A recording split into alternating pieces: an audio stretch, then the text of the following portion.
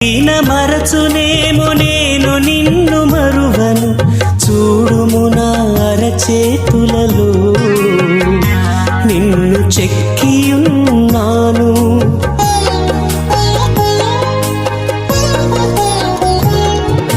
తల్లి అయిన మరచునేమో నేను నిన్ను మరువను, చూడుము నా అరచేతులలో నిన్ను చెక్కియున్నాను.